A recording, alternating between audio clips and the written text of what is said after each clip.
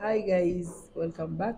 This is Dr. Blessing and this is your girl Blessing. Karibu sana. If this is your first time, make sure to comment, to subscribe, and also to share to as many people as you can. As guys, we all know that we started an episode on waiting, and today I have a visitor. As you can see, it's going to be moto. So she's going to introduce herself, anaitwa nani, anafanya nini, lakini kikubwa is just a chit chat on waiting. As we know that when you're single there are some things ambazo unakuwa una matarajio, kuna vitu ambavyo you pause in lifetime to wait, lakini kuna vitu ambavyo kimaalum kabisa una mitazamo yako, you have perception about waiting. And I'll let my guest introduce herself, aseme ni nani, anatokea wapi, anafanya nini, alafu tutaendelea hapo atueleze na yeye what does she understand about waiting. Karibu sana. Asante. Mimi kwa majina yangu naitwa Minister Furaha Loi, ni mtumishi wa Mungu, namtumikia Mungu hapa Arusha. Na namshukuru Mungu leo kunileta kwenye hii platform na ili tuweze tukashare maneno mawili matatu, na naamini yatakubariki na yatakuvusha na yatakuongezea nguvu katika safari yako ya kuendelea kumuishi Mungu. Amen. Jamani, Minister Furaha. Sasa mimi ninataka tuongee kitu kimoja. Kuna vitu ambavyo watu I know you are single. Yes. I know you are single. That's why you're here. Yes. Because tunaongelea about waiting. Sasa watu wengi sana wakati wanasubiri they doesn't do anything. Yani mtu anasimamia I'm just waiting to get married, I'm just waiting on God. Lakini wewe you have been as a single lady umeweza kufanya huduma, you have when we discover talent yako na umegundua kwamba God has given you hiki kipawa ambacho sasa hivi unakifanya. How does it work for you waiting, yani kumngoja Bwana purposely for marriage, unless if you are not trusting God for marriage. But if you are trusting God for marriage, it means kuna vitu ambavyo they keep you going kwenye huduma kwa sababu your life is not at pause. Yani haujaweka maisha yako kwamba I'm pausing my life kwa sababu ninasubiria. Sasa you can just talk to us kwamba wewe huduma inakuaje, kusubiri na huduma, devotion yako na Mungu, hivyo vitu vinaendaje? Mimi ninachojua hapa duniani, huwa napenda kusema sana kwamba hakuna mzururaji hapa duniani. Kila mtu ambaye anaishi chini ya jua ana assignment. Whether unajua au hujui, kila mtu anayeishi na bado anaishi ana assignment kutoka kwa Mungu. Kwa hiyo mimi nasemaga kwamba ukiendelea tu kukaa sehemu moja unasubiri jambo fulani litokee, then hujatimiza ile assignment ya Mungu kwanza, maana unasubiri kwanza mambo yako yatimie. Mungu anaweza asilifanikishe kwa sababu anaona kwamba hivi Lucy au Furaha, mbona unajipendelea wewe tu? Umesahau kwamba nilikupa talanta mkononi. Why ninasema sisi sio wadhururaji. Sisi ni kama wale wanawali. Kila mtu ana talanta. Kitumie. Kama ni mfanya biashara, kwa maana biashara. Kama ni mfanya huduma, kwa maana huduma. Kama ni mshauri, kwa maana ushauri. Huyo kama ni masuala ya kwenye kuolewa, atakukuta kwenye field yako. Okay. Kwa hiyo mimi nasemaga kwamba hakuna haja ya kukaa, atanikuta kwenye field, whether kwenye hiyo field au tutakutana kwenye cycle ambayo Mungu mimi ameniitia. Tutakutana mule ndani, lakini siwezi eti leo nikasimama unajua kitu fulani nifanyiwe ndo niweze kwenda mbele. Je, nitamwambia nini Mungu? Mungu anaweza asitimize kwa sababu anaona kabisa kwamba Lucy au Furaha anahitaji, yani anataka kunitumia kama kijiko. Kabisa. Kwamba unatumia hichi kijiko, ukishamaliza biashara siku tena umekihitaji. Kwa hiyo unamtumia Mungu kwa sababu ya mahitaji yako sasa hivi. Ukasahau kile kitu ambacho amekuleta nacho hapa duniani. Hatujaletwa hapa duniani kuja kuoa na kuolewa. Ila ni jambo ambalo linatokea kwenye maisha yetu. Kuoa na kuolewa ni moja ya matokeo ambayo yanakuja kwenye maisha, lakini tumeletwa duniani kuja kulitimiza kusudi la Mungu. That's what I know. Jamani, that's very powerful. My friends, kama umesikiliza vizuri, haujaletwa duniani kuja kuzurura, because watu wengi kama nimekuambia maisha yao yame stuck somewhere. Lakini kuna hizi siku hizi unajua we are saved, lakini kuna watu wanakwambia mimi lazima niwe kwenye mahusiano. Kwenye mahusiano. Sasa kuna yule mtu ambaye anataka kuwa kwenye mahusiano na mtu mwingine. Lakini kuna point nyingine ambayo tulizungumza kwenye episode zilizopita kwamba kuwa na mahusiano na wewe mwenyewe. Sasa yes, yani kujua wewe unajijua kwamba mimi Furaha bwana, yani kuna 1, 2, 3, 4 ambazo I know about myself. Sasa wewe nataka utuambie ni vitu gani critically kwenye hiyo personality yako, au kuna vitu ambavyo you are working out, yani unavifanyia kazi sasa hivi kwamba hata atakapokuja mwenzako isiwe kwamba yani ndo kama maisha ndio yanaanza. Kwa mfano labda mtu anakuwa ana challenge kwamba anajua ana hasira, hawezi kusamehe, mwingine ni mgomvi, mwingine nini, kwa sababu hizo ni tabia. Sasa point yangu ni kwamba wewe kama Furaha, ni kitu gani ambacho kwenye maisha yako you are working on yourself continuously, yani niseme kama unajifanyia kazi, yani it's your project, kwamba mimi bwana ninawekeza kujifanyia project kwenye hiki. Najua kila kitu kwa Mungu kinawezekana na tunamtegemea Mungu. Lakini kuna vitu kama binadamu unaviangalia unaona kabisa yani kuna hii sehemu mimi like I am messing up, I have to work on it. Do you have areas kama hizo kwenye maisha? Yes. Mimi bwana ni kachangamoto, kila mtu ana udhaifu wake. Yes. Of course sio kwamba nasema udhaifu, lakini ni changamoto ambayo kila mtu anaweza akawa kama ulivyoelezea kwamba ni kitu gani ili hata inaweza ikamsaidia mtu mwingine baadaye, kwamba hata ukijitambua hivyo unajua mwanzo wa kujua tatizo lako ndio mwanzo wa kufunguliwa kwako kabisa. Mimi ni short temper. Okay. Yes. yani ni short temper, yani nikikasirishwa yani ile kidogo tu ila ni ngumu sana kuja yani na kuepaga hayo mazingira. Kwa utanikuta muda mwingi napenda kukaa sehemu watu wanacheka nicheke, lakini ni short temper. Okay. Na hiyo na ile hasira ya haraka ya kuchukua maamuzi bila kuangalia kwa nini hivyo. So katika hilo naendelea kumwamini Mungu. Wow. Yeah. Okay, Mr. Right, umesikia? Ni kwa kweli kila mtu ana sehemu yake anaifanyia kazi. Kwa hiyo umeona wakati uko single kuna kazi ya kufanya. Yaani hakuna mtu utakaa tu uko idle, kwa sababu hiyo you are not working out kwenye hiyo kwa sababu tu una expect marriage, lakini ni kwa sababu unataka kuwa bora kabisa kwenye maisha yako. Na ndio maana tumeongelea huduma, alafu tukaongelea ile personality kwamba yani mimi nina kitu changu ambacho naona kabisa yani hiki kitu yani hivyo. Lakini sasa nataka utusaidie kitu kimoja. Binti ambaye sasa hivi anakutazama because yake nyumbani hajui hata anzie wapi, because hata hajui Mungu amemtia kufanya nini. Yani amejikuta amezaliwa yupo tu. Unamwambiaje? Kwa sababu maisha yake lazima yaendelee. Yeah. Anawezaje kutambua lile kusudi kwamba yani mimi Mungu amenipa hiki? Kwa sababu pia wewe kuna point kwenye maisha yako ulitambua kwamba Mungu amenipa nifanye hiki na hiki. Sasa point yangu ni kwamba wewe kama wewe unamwambiaje binti ambaye sasa hivi anakutazama, hajui kama alituafanya biashara, hajui chochote, unawezaje kumsaidia utakapokutana naye kwa maneno machache? Mimi ninachotaka kumsaidia binti ambaye ananitazama popote alipo, kwanza kila wazo ambalo linakuja kwenye akili yako kutokana na kitu unachokiwaza, usichukulie kwanza kila kitu negative, chukulia in a positive way.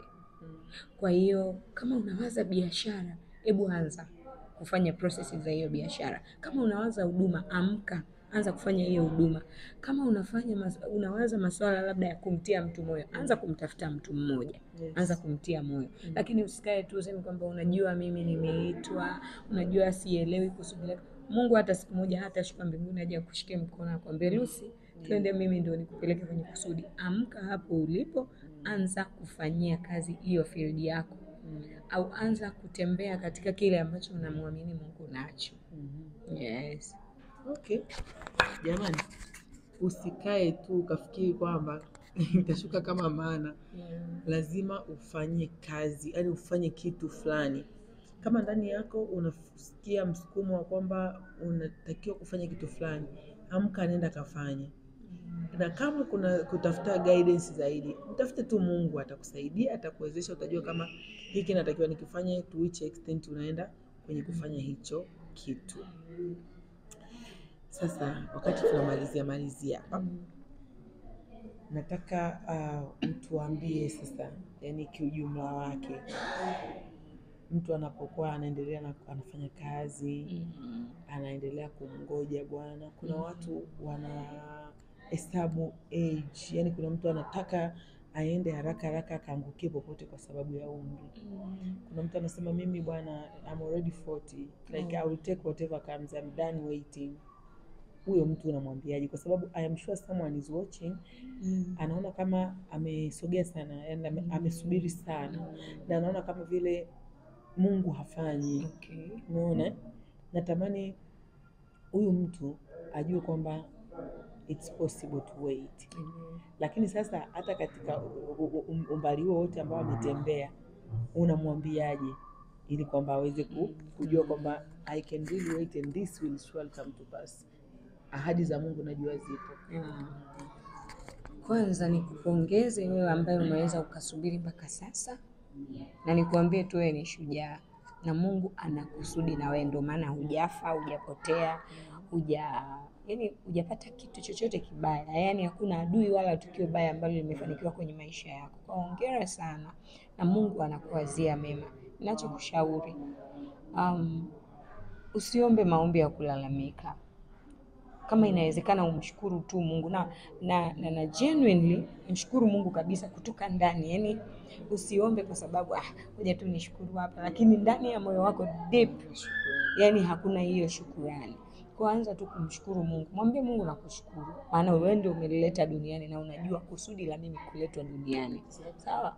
Umesema kwamba apataye mke apata kitu chema, naye anajipatia kibali kutoka kwa nani? Kwa Mungu. Kwa the same apply, apataye mume apata kitu chema. Kwa kama Mungu unajua hichi kitu ni chema kwangu, then nipe na kushukuru kwa sababu nakwenda kukipata. Lakini pia ili kuondoa mawazo mengi na ili usimdauti Mungu, kaa mbali na marafiki ambao wanakukatisha tamaa. Kaa mbali na kina Tobia na Sambalat. Kila siku wanakuambia umechelewa, why hujaolewa, nini. Safari zenu hazifanani. Kwa hiyo usije ukafananisha maisha. Lucy, mimi siwezi kufananisha maisha yangu na ya kwako kabisa. Wewe kama umewahi, glory to God. Mimi kama sijawahi, bado ninatengenezwa kabisa. Yani kuna process. Ndoa ni assignment. Kwa hiyo kuna vitu usipokamilisha, then you're not qualified kuingia kwenye ndoa. Kwa endelea kumwambia Mungu akutengeneze kwa ajili ya ndoa njema baadaye. Kwa mimi ni huo ushauri. Kaa mbali na marafiki ambao wanakukatisha tamaa, lakini pia omba maombi ya shukurani. Penda sana kumshukuru Mungu kuliko kulalamika au like nimechelewa. God bless you. Jamani, inabidi sasa hata niongee kwa msisitizo. Mmesikia neno linasema safari zetu hazifanani. Kwamba wewe ukute ndio umefika point B, mimi ndio niko point 0, ndio sijaanza kusogea. Au umefika XWZ huko, mimi ndio kwanza naanza safari yangu. Kwa hiyo usijilinganishe. Yani usijilinganishe kuona kama nimechelewa sana. Na kuna kitu umekiongelea kuhusiana na marafiki. Kukaa mbali na marafiki ambao sio yani wanakuvunja moyo. Sasa nafikiri tuongelee hii swala kwa sababu tuna watu wengi ambao wako kwenye maisha yetu, kwenye cycle zetu, lakini hatujui nani akae wapi. Umeelewa? Yani hatujui nani ni rafiki wa aina gani na ni rafiki wa aje. Sasa hapo hebu tusaidie. Kwamba mimi najuaje kama furaha unatakiwa kuwa karibu zaidi kuliko labda Mwajuma au mtu mwingine. Wewe unaweza kusort kwamba huyu ni rafiki yangu wa karibu, huyu ni yule ambaye tunasalimiana tu habari na nini, au huyu atakuwa tu ni we have assignment, tunasaidiana. Unajuaje? Kwa sababu watu wengine pia wanaumizwa na marafiki kwa sababu hawajui huyu rafiki amweke wapi. Yes. Biblia inasema kadhalika naye Roho tusaidia. Kwa kila kitu tunapata msaada kutoka kwa Mungu. Lakini pia Biblia inasema kwenye Zaburi 32 mstari wa 8, nitakufundisha na kukuonyesha njia utakayoendea, nitakushauri jicho langu likikutazama. So every step ambayo unapiga kwenye maisha yako, mshirikishe Mungu. Hata katika kuchagua marafiki au kuchagua kwamba naenda na nani. Mungu ametuamuru tuwapende watu. Yes. Lakini urafiki sio lazima. Yes. Sawa. Ndio ikawa wewe umeletwa duniani kuishi na watu, kucheka na kila mtu, lakini kuwa nao na urafiki hapana. Biblia inasema hata Yesu alipokuwa anapita Galilaya na Samaria anafanya ishara na maajabu. Wale watu wakawa wanamsifia, wanamwambia unajua wewe Rabi unafanya 1 2 3. Yes, the Bible say kwamba Yesu hakujiaminisha kwao. Sasa kama Yesu hakujiaminisha kwa wale watu ndio walikuwa wanampa sifa njema. What if wewe ni nani? Wewe ni nani? What if leo ukaja ukajiachia kwa mtu kumbe ndo akawa ndo nyoka au ndo mtu wa kuyamaliza maisha yako. Kwa hiyo mimi katika kumtafuta Mungu, kumtanguliza Mungu kwa habari ya marafiki, Mungu waga anamuelekeza mtu. Uzuri wa Mungu, Bwana hakuachi udumbukie. Na hata ukidumbukia anakufuata. Anasema hata ukifanya kuzimu kitanda huko mimi bado nipo. Ina maana anakunyakua huko kuzimu. Lakini pia kingine, upendo ni lazima, urafiki sio lazima. Kuna mtu tu tunakutana tunapiga story na kuchekea habari za kwako unaendeleaje, lakini hutaki kumjua furaha deep. Exactly. Na kuna mwingine unahitajika kumjua tu furaha labda mpaka eneo fulani, lakini hutaki kuyajua maisha yake yote. Kwa hiyo tukimjifunza Mungu ni rafiki, Mungu ni mwalimu, Mungu ni mwelekezi. Atatufundisha, naye mwenyewe amesema atatufundisha, atatuonyesha na atatushauri.